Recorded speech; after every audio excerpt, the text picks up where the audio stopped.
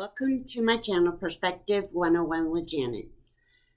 There's a carnival game where a person holds a hammer or a mallet, and when a little person pops up, they knock it down and it goes back under.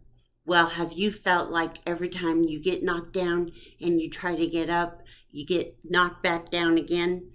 Have you felt overwhelmed like this? Have you felt like your plate's too full?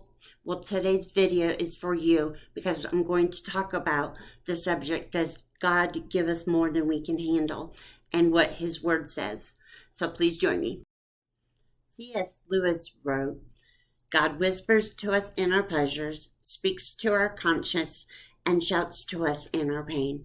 It is His way of arousing a deaf world. 1 Corinthians 10:13 tells us, you will not be tempted beyond what you can bear, but when you are tempted, He, God, will also provide a way out so that you can stand up under it. So this has our answer. We will not be given, tempted, anything beyond what we can bear. However, the key word is He, God. God will provide the way out, so we must turn to God for help. I wanted to know what the word tempted meant. And I don't want to pronounce it wrong, so it's there for you to view.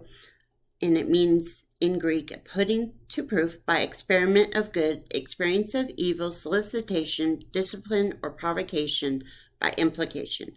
But I wanted to kind of hone in on the word adversity since that is the theme of my video today.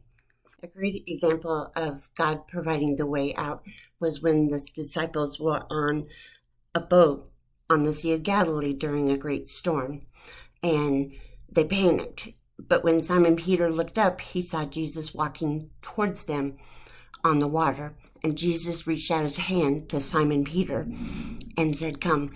And Peter got out of the boat, and Jesus allowed him to walk on water. That was his escape route. Adversities are not a matter of if, but when.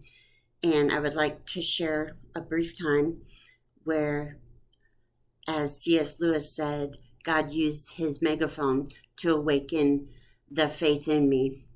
And it's a period of 13 months, but I want to share first, very briefly, the first 11 months. My apartment flooded. I had a little critter infestation in my apartment. My computer crashed. I had to get a new one. I lost everything.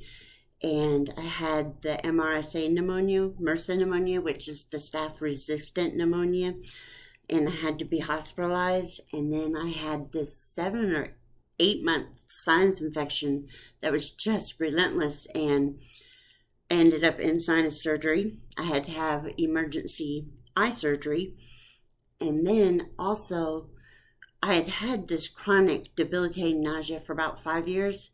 But over these last 11 months, it was more intense than ever. And I also had hurt my back at work. And I knew I was heading towards surgery.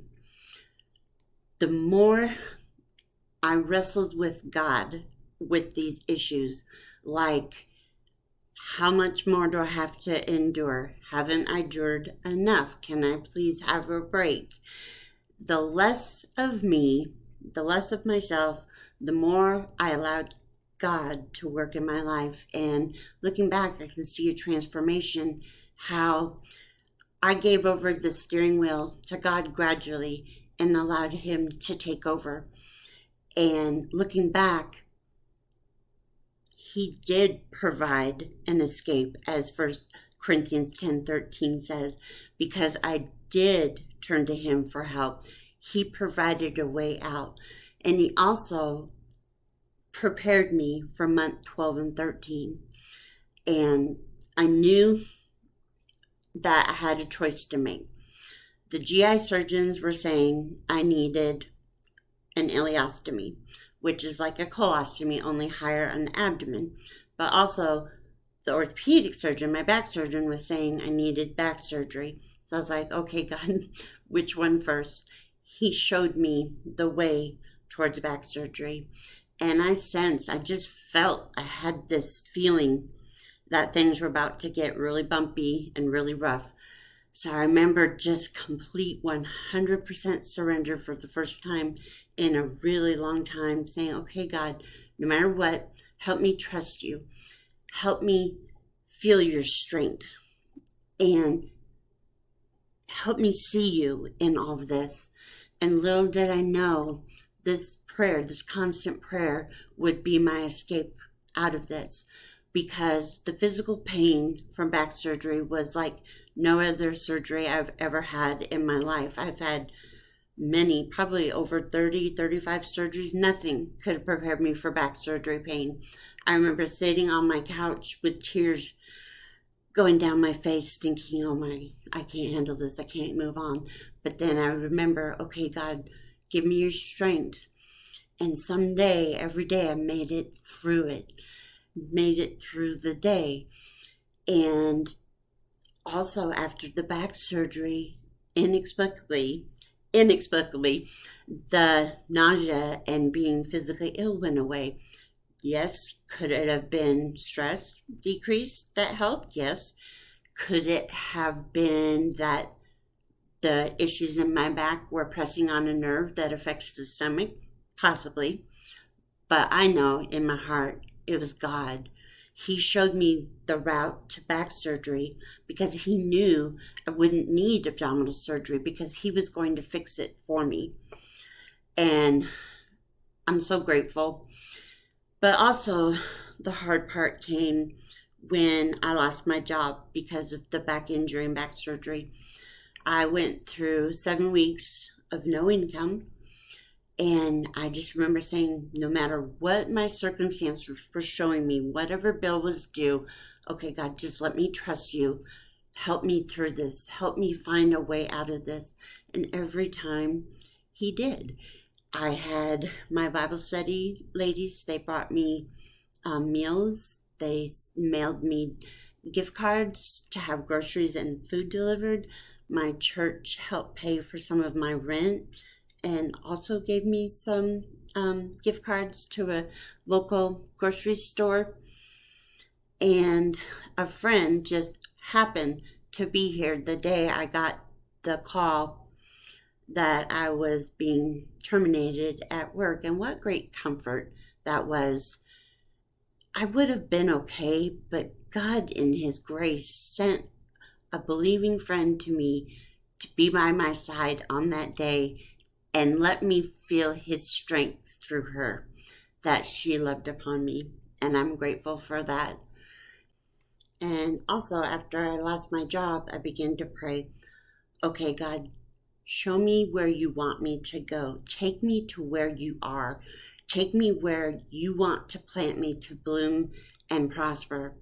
And would you know, in his perfect timing, I was given a job where the mission statement, the first 5 words of the mission statement are, to the glory of God. And I thought, wow, this is where God wants me. What a blessing. And this complete surrender only could have happened if the first 11 months had happened. I wouldn't have been able, I don't believe, to go through month 12 and 13 without the first 11. And I just find that amazing. And God is a God of big things, and he's also a God of small things. And when I say big things, like the pain, the nausea, and the surgery, and finances, but also this pain, the physical pain after surgery, I didn't get sleep. Sometimes literally I would get 0 hours of sleep, sometimes maybe 1 or 2. And lack of sleep for me in the past has been a disaster. It's not good for my mental health, let's just say. But I remember just praying, God, just hold me together, keep me focused on you, help me weather this storm. And he did. He kept me okay. He kept me glued together. And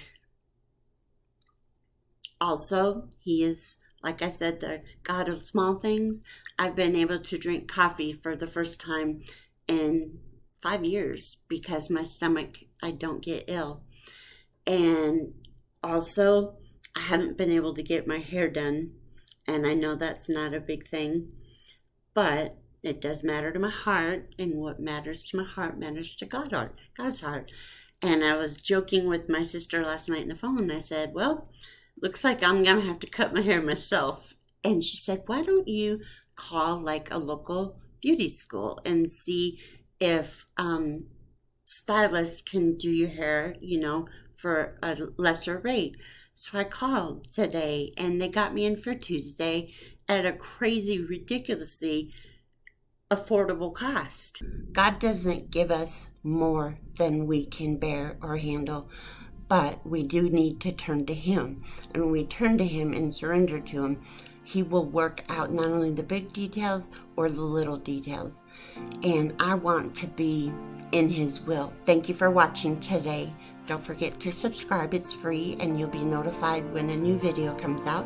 This is my Instagram and email. Thank you so much.